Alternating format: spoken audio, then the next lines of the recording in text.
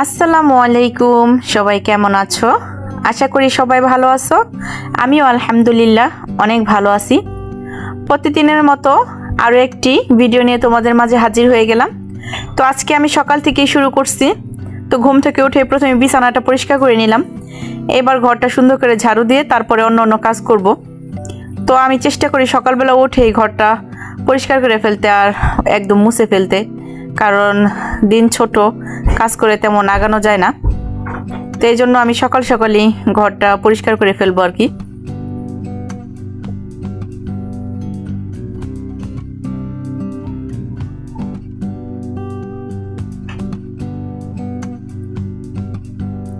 এই যে আমার ঝাড়ু দেওয়াটা প্রায় কমপ্লিট,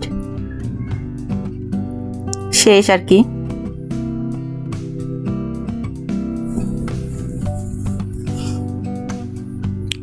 আর এইদিকে যে মুরগিগুলার খাবার দিয়ে দিছি, মুরগির তো সকালবেলা ঘুম থেকে উঠলেই ক্ষুধা লেগে যায় মানুষের মতো, মানুষের চাইতে ওদের ক্ষুধাটা একটু বেশি।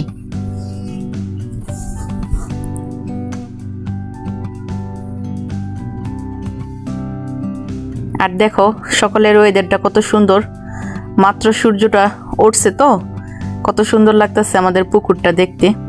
পুকুরের আশপাশের পরিবেশটা কত সুন্দর লাগতেছে, আর পানিগুলো একদম ফ্রেশ পরিষ্কার। তো এইদিকে আমার শাশুড়ি রুটি বেলা শুরু করে দিছে সকালে। আজকে আমরা চিন্তা করছি ভাত খাবো, আর বাচ্চারা আর ওর বাবা আজকে রুটি খাবে, কারণ আমরা রাত্রেবেলা বিরিয়ানি খেয়েছি তো অনেক ভাত রয়ে গেছে। তো এই ভাতটাই আমরা চিন্তা করছি ভেজে তারপরে আমরা শাশুড়ি বৌমা দুজন খেয়ে নিব, আর রুটি তোমাদের ভাইয়া আর দুই বাচ্চা খাবে। তো এইদিকে আমি রুটিটা ছেঁকে নিচ্ছি।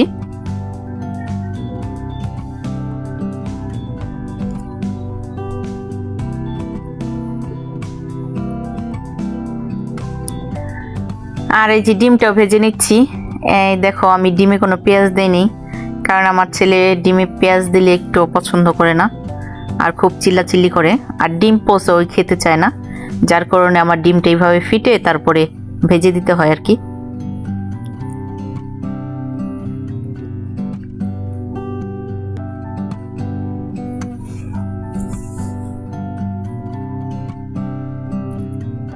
তো আমার এক পাশ ভাজা হয়ে গেছে, এবার আমি অপর পাশ উল্টে দেব। আর এই ননস্টিকের প্যানে একটা সমস্যা কি, ডিমটা একদম পাতলা হয়ে যায় আর উল্টাইতে একটু কষ্ট হয়। তো এই যে দেখো ওদের নাস্তাটা রেডি। আর এইদিকে তোমাদের ভাইয়া সকাল সকাল বাজার থেকে কিছু পাবদা মাছ নিয়ে আসছে আর কিছু সবজি নিয়ে আসছে। এই যে দেখো পাবদা মাছের সাইজগুলো ভালোই একটু বড় বড়, কিন্তু ক্যামেরায় ছোট ছোট দেখা যাইতেছে আর কি। আর নিয়ে আসছে ফুলকপি, আর এগুলোকে কি বলে, আমি এগুলো থেকে শালগম বলি, আসলে এটার নাম মনে হয় ওলকপি। আর এইদিকে টমেটো ধনেপাতা নিয়ে আসছে। তো আমি সব কিছু কেটে কুটে একদম পরিষ্কার করে রান্না বান্নার কাজে চলে আসছি। এই যে দেখো, তো আমি প্রথমে চুলায় একটা কড়াই বসাই দিছি, আর তাতে দিয়ে দিছি পরিমাণ মতো তেল। আর তেলটা গরম হয়ে গেছে, এতে দিয়ে দিতেছি আগে থেকে নুন হলুদ মাখানো পাবদা মাছ। তো পাবদা মাছটা আমি খুব ভালো করে ভেজে নেব।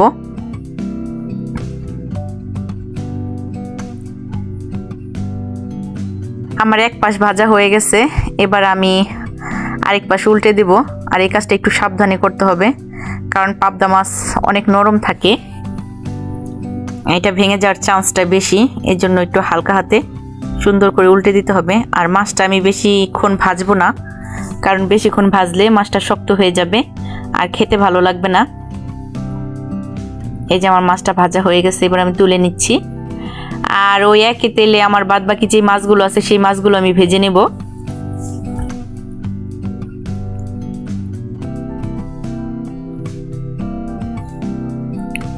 তো আমার মাছগুলো ভাজার কাজ শেষ হয়ে গেছে।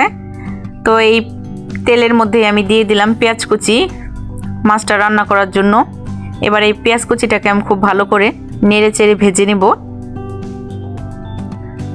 আমার পেঁয়াজ কুচিটা ভাজা হয়ে গেছে, এই পর্যায়ে আমি দিয়ে দেব 1 টেবিল চামচ আদা রসুনের পেস্ট। এবার এই আদা রসুনের পেস্ট আমি খুব ভালো করে নেড়ে চেড়ে ভেজে নেব। আমার আদা রসুনটা ভাজা হয়ে গেছে, এই পর্যায়ে আমি দিয়ে দেব পরিমাণ মতো পানি মশলাটা কষানোর জন্য। এবার আমি একে একে সবগুলো মশলার উপকরণ দিয়ে দিব। প্রথমে দিয়ে দিলাম পরিমাণ মতো লবণ, আধা চা চামচ হলুদের গুঁড়া, আধা চা চামচ মরিচের গুঁড়া, আধা চা চামচ জিরার গুঁড়া। এবার সবগুলো উপকরণ আমি খুব ভালো করে নেড়ে চেড়ে কষিয়ে নেব। এই যে আমার কষানোটা প্রায় শেষ। তো এই পর্যায়ে এসে আমি দিয়ে দিব টমেটো কুচি, আর টমেটো কুচিটা আমি একটু বেশি দিব, তাহলে গ্রেভিটা একটু ঘন হবে আর খেতেও ভালো লাগবে। একটা জিনিস খেয়াল করো যে আজকে আমি মশলা কষানোর সময় টমেটোটা দিয়ে দিছি, যেহেতু এটা ভুনা তরকারি এই জন্য আগে ব্যবহার করছি। আর সবজি দিয়ে রান্না করলে একটু পরে দিতাম, মানে মাছটা হওয়ার আগে, তরকারিটা হওয়ার আগে দিতাম, তাহলে গোটা গোটা থাকতো আর দেখতেও ভালো লাগতো, খেতেও ভালো লাগতো। তো যাই হোক, এই জায়গায় আমি দিয়ে দিলাম পরিমাণ মতো পানি ঝোলের জন্য। খুব বেশি পানি দেব না, কারণ বেশি পানি দিলে খেতে ভালো লাগবে না। এবার অপেক্ষা করুন ঝোলটা ফোটার জন্য।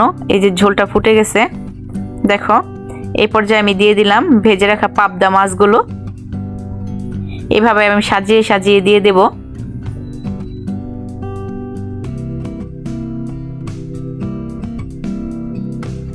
এই যে আমার মাছগুলো দেওয়া হয়ে গেছে। এই পর্যায়ে আমি দিয়ে দেব ভাজা জিরার গুঁড়া। আর এই মাছটা একটু জিরার গুঁড়াটা দিলে খেতে ভালো লাগে, কারণ অনেক সময় পাবদা মাছের একটা গন্ধ থাকে, সেটা থাকবে না। এই যে দেখো আমার রান্নাটা প্রায় কমপ্লিট। এই আমি এখন দিয়ে দিচ্ছি ধনেপাতা কুচি। এবার ধনেপাতাটা আমি খুব ভালোভাবে ছড়িয়ে দেব। দেখো আমার রান্নাটা হয়ে গেছে।